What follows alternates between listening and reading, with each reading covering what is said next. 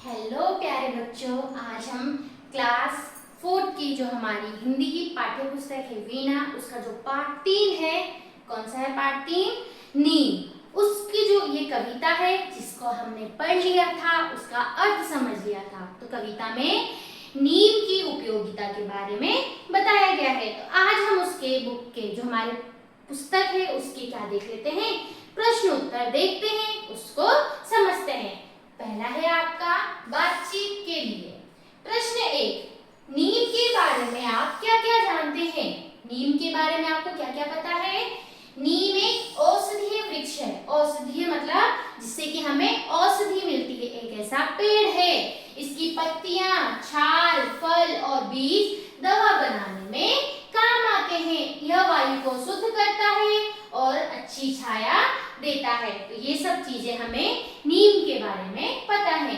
आपने अपने परिवेश में बहुत से पेड़ पौधे देखे होंगे, कुछ के नाम बताइए। आपने अपने आसपास बहुत सारे पेड़ देखे होंगे, तो आपको उन पेड़ों के नाम लिखने हैं। तो आप अपने हिसाब से यहाँ पे उत्तर लिख सकते हैं। जैसे कि हमने नीम, आम, पीपल, बरगद, अशोक, अमरूद, तुलसी, गुलाब, इन सभी चीजों के पौधे, पेड़ देखे हैं। आप विभिन्न प्रकार के पेड़ पौधों की पहचान किस आधार पर करते हैं? अगर आपने पेड़ पौधे देखते हैं तो किस आधार पर आप पता लगाते हैं? उनके पत्तों को देखकर, फूलों, फलों, तने, ऊंचाई, आकार और रंग के आधार पर हम उनकी पहचान कर पाते हैं। पेड़ पौधों से जुड़ा अपना कोई अनुभव सुनाइए। जैसे आपने कोई पौधा लगाया हो या किसी वृक्ष की छाया के नीचे आप खेलते हो। तो आप सब अपना अपना अनुभव यहाँ पे क्या करेंगे, शेयर करेंगे। मैंने अपने घर के पास एक पौधा लगाया है। मैं उसे नियमित पानी देती हूँ या देता हूँ। गर्मियों में मैं नीम की पेड़ की छाया में खेलती हूँ और वहाँ बैठकर कभी पढ़ाई भी करती हूँ। आपको सबसे अच्छा पेड़ कौन सा लगता है? आपको यही पेड़ सबसे अच्छा क्यों लगता है? तो यहाँ पे मैंने नीम लिखा है, आप अपने हिसाब से लिख सकते हैं। जैसे मुझे आम का पेड़ बहुत अच्छा लगता है क्योंकि उसके जो फल होते हैं, जो आम होते हैं, वो मुझे खाने में बहुत अच्छे लगते हैं। वो बहुत मीठे होते हैं और साथ ही साथ वो पेड़ हमें छाया भी देता है। आप अपने हिसाब से आंसर लिख सकते हैं। उसके बाद है पाठ के भीतर। इस कविता में किन पक्षियों के नाम आए हैं? तो आपने कविता पढ़ी है, चिड़िया, कौवा और तोता, है ना? तो इन पक्षियों के नाम आए हैं। नीम से किन किन रोगों में लाभ हो सकता है? किन्हीं तीन के नाम पता करके लिखिए। तो नीम से हमें किन किन रोगों से लाभ, किन किन रोग से हमें मुक्ति मिल सकती है? जैसे कि त्वचा के रोग। अगर हम उसके पत्तों को उबाल के उस पानी से नहाएं तो हमारे त्वचा, हमारी स्किन के लिए अच्छा होता है। दांत और मसूड़ों के रोग, दांतों से संबंधित अगर हमें कोई बीमारी है तो पहले क्या करते थे, जो उसकी टहनी होती है उसका ब्रश बनाते, दातून बोलते हैं उसको, उससे क्या करते थे, ब्रश करते थे। घाव और फोड़े फुंसियों पर भी। प्रश्न नंबर 3 है, नीम का वृक्ष सबका मन कैसे बहलाता है? तो नीम का वृक्ष अपनी ठंडी छाया, हरी भरी पत्तियों और पक्षियों की चहचहाट से सबका मन बहलाता है। अगला प्रश्न है यहाँ पे, कविता की निम्नलिखित पंक्तियों को पढ़िए। ये कविता की पंक्तियां हैं, चिड़िया, कौवा, तोता सबसे अपना नेह जताता नीम। तो नीम का वृक्ष पक्षियों से अपना नेह किस प्रकार जताता है? नेह मतलब प्यार, ठीक है, प्रेम। कैसे बताता है? नीम का वृक्ष पक्षियों को रहने का स्थान देता है, घोंसला बनाने की जगह देता है, छाया और सुरक्षित वातावरण देकर अपना नेह जताता है। उसके बाद है प्रश्न, आपके परिवार के सदस्य और अध्यापक आपसे अपना नेह किस प्रकार जताते हैं? आपके परिवार वाले, आपके जो टीचर्स हैं, वो आपसे अपना प्यार किस तरह बताते हैं? मेरे परिवार के सदस्य मेरी देखभाल करते हैं, मुझे प्यार करते हैं और मेरी सहायता करते हैं। मेरे अध्यापक मुझे स्नेह से पढ़ाते हैं, प्यार से पढ़ाते हैं, सही मार्गदर्शन देते हैं और हमें अच्छी बातें सिखाते हैं। नीचे दी गई है कविता की पंक्तियों को पढ़ना है और उसके बाद कुछ प्रश्न दिए हैं, आपको उनके उत्तर बताने हैं। कविता की पंक्तियां हैं, चले प्रदूषित वायु कभी तो उसको शुद्ध बनाता नहीं। चले प्रदूषित वायु कभी तो उसको शुद्ध बनाता नहीं। तो प्रदूषित वायु से आप क्या समझते हैं? तो जब हमारी जो वायु है, जो हवा है, वो उसमें जब कुछ जहरीली चीजें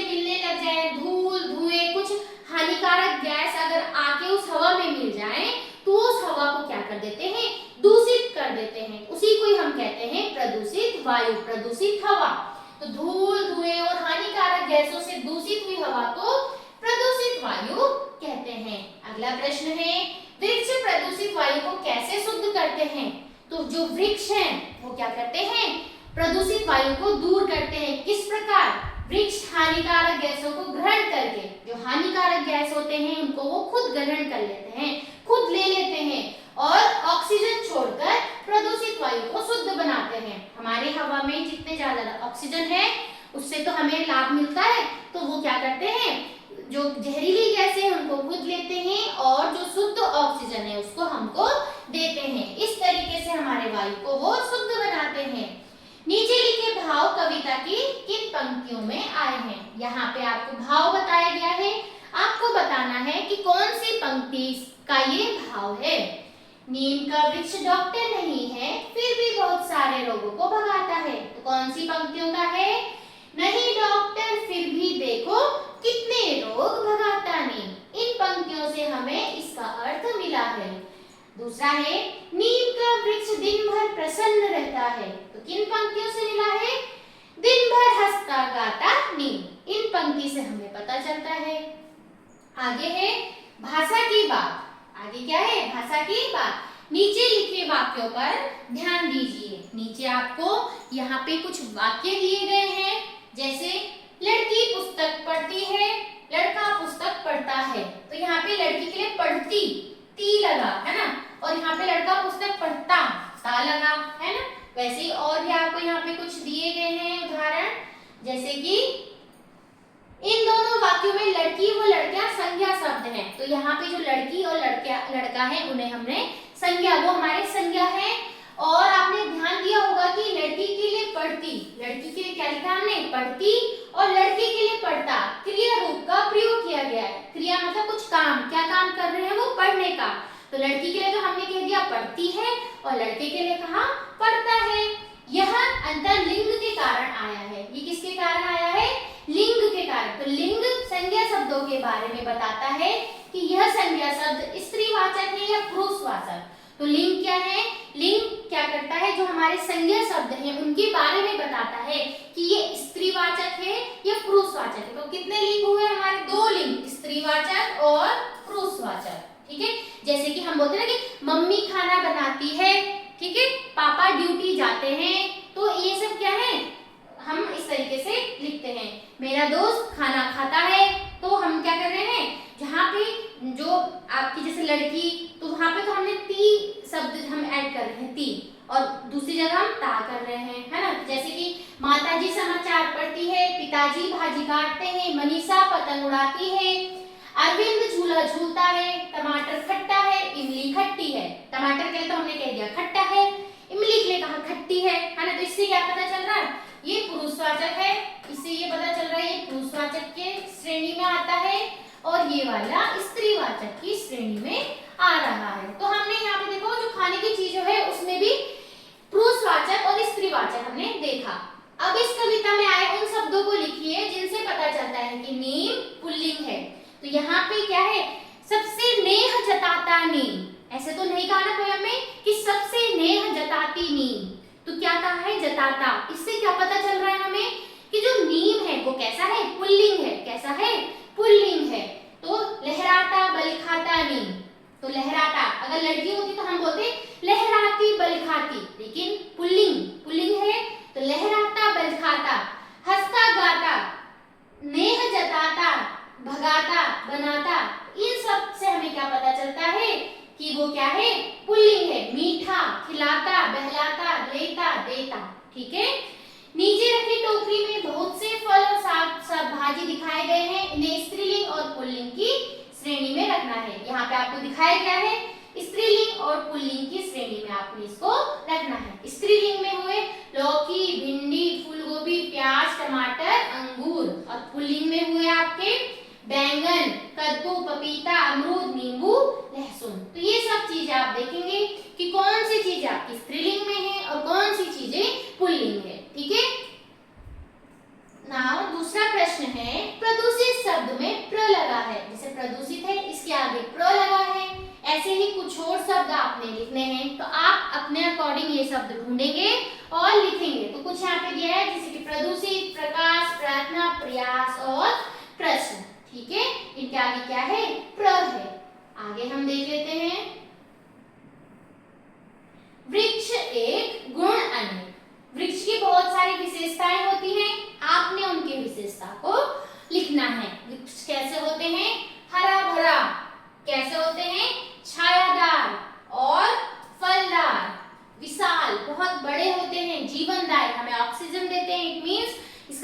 वो क्या है, जीवनदायक। और भी जो होगा आप उनकी विशेषता को यहाँ पे लिखेंगे, ठीक है।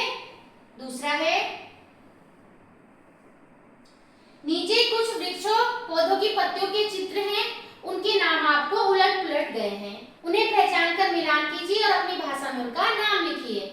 जैसे कि ये है आम, अपनी भाषा में हम तो आम ही कहते हैं, आपकी भाषा में जो कहते होंगे आप यहाँ पे लिख सकते हैं। जैसे कि ये बरगद है तो बरगद भी कहते हैं, बर्ड भी कहते हैं, ठीक है, आप अपने हिसाब से लिख देंगे। दूसरा है ये शीशम, ये क्या है, ये है शीशम का, ये है धनिया, ये है तुलसी और ये है केला। तो अपनी भाषा में भी हम यही कहते हैं, तो आप अपनी अपनी भाषा के अनुसार यहाँ पे लिख देंगे। समझ आया। दूसरा है, नीचे दी गई पत्तियों को पहचानिए, इनके नाम तथा विशेषताएं आपको लिखनी है। जैसे कि सबसे पहला है आम, आम का है बंधनवार बनाने में प्रयोग की जाती है। दूसरा है शीशम, शीशम का उपयोग फर्नीचर बनाने में किया जाता है। फिर है पीपल, पीपल की जो विशेषता है क्या है, हमें छाया देता है और इसको पूजा करने के लिए भी उपयोग में लाया जाता है, पूजा में, है ना। उसके बाद है ये कमल, ये कमल का पत्ता है, ये भी पूजा में काम आता है। पालक, पालक का पत्ता सब्जी बनाने में काम आता है। तो आप ये सब यहाँ पे लिख लेंगे और आपको जो जो विशेषता इनकी पता है आप इनके लिए लिख देंगे। मैं नीम हूँ, नीचे नीम के बारे में कुछ आधे अधूरे वाक्य हैं, आपको इनको पूरा करना है, ठीक है, आपको इनको क्या करना है, पूरा करना है। मेरा एक एक भाग उपयोगी है, मेरी पत्तियों का आकार छोटा और रंग हरा होता है, मेरी पत्तियों के किनारे दांतेदार होते हैं, छोटे छोटे ऐसे होते हैं ना, ऐसे ऐसे करके होती है और छोटी पत्तियां होती हैं। मेरी कोमल टहनियां दांत साफ करने के काम आती हैं, इसे दातून कहते हैं। मेरे फल को निबोली कहते हैं, उसमें छोटे छोटे ऐसे फल होते हैं हरे रंग के, उनको क्या कहा है, निबोली कहते हैं। मेरी पत्तियों का स्वाद कड़वा होता है, कैसा होता है स्वाद, कड़वा होता है। मेरी पत्तियों को सुखाकर कपड़ों में या अनाज में भी रखते हैं, ठीक है, ताकि उनमें कीड़े न लगे, अनाज में रखा जाता है। वैशाख मास में मेरी छटा देखने लायक होती है, आओ कभी मेरी डाल पर झूला झूलने का आनंद लो, ठीक है। उसके बाद है, आपने नीम के बहुत सारे गुणों के बारे में जाना, इसकी टहनियों के, पत्तियों के, निबोरियों के औषधि गुण पाए गए हैं, इसीलिए इसे औषधि वृक्ष भी कहते हैं। अपने सहपाठियों से चर्चा करिए और कुछ और औषधीय पेड़ पौधों या लताओं के बारे में लिखिए। जैसे कि तुलसी, ठीक है, एलोवेरा, एलोवेरा भी हमारे उपयोगी है। गिलोय, ठीक है, जब हमें फीवर आता है, कुछ होता है तो हम गिलोय का पानी पीते हैं। आंवला हो गया, हल्दी हो गया, ये सब भी क्या है, औषधीय पेड़ पौधे या लताएं हैं।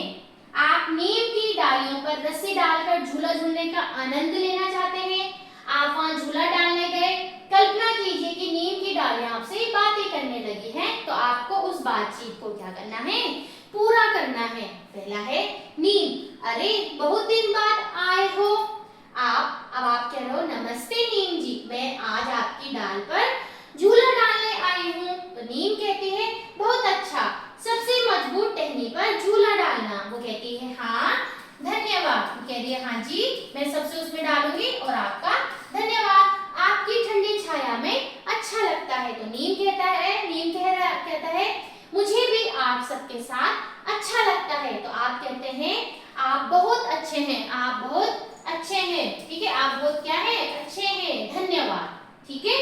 अब यहाँ पे कुछ पहेली दी है, पगड़ी में भी गगरी में भी और तुम्हारी नगरी में भी, कच्ची खाओ पक्की खाओ सिर पर उसका तेल लगाओ। तो ये है गरी, ठीक है, आप पूछना आपने, ठीक है।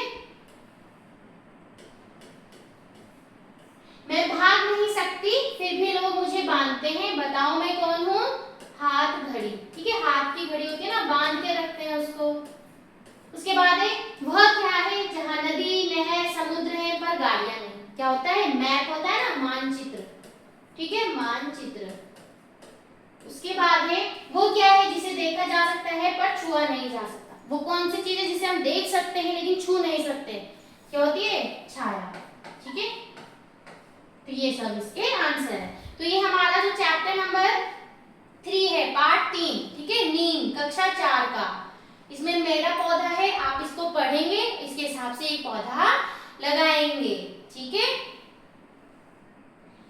इसके बाद में यहाँ पे एक कविता दी गई है छोटी सी, भांति भांति की पत्तियां। इसको पढ़ते हैं, इसको पढ़ते हमारा जो चैप्टर है, जो पार्ट है, ये कंप्लीट हो जाएगा। पत्तियां कई प्रकार की होती हैं। पत्तियां कैसी होती हैं? बहुत प्रकार की होती हैं। कुछ छोटी होती हैं तो कुछ बड़ी, कुछ गोल और कुछ पक्षी के पंखों जैसी, जैसे ऐसे दिखाई है, कुछ ऐसे होती हैं, है ना, कुछ गोल होती हैं।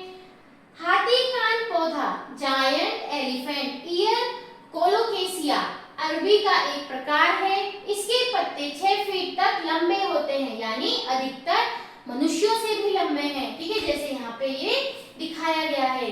इमली की पत्तियां इतनी छोटी होती हैं कि हमारी छोटी उंगली के नाखून को भी नहीं ढक सकती, जैसे छोटी उंगली उसके नाखून को भी नहीं ढक सकती।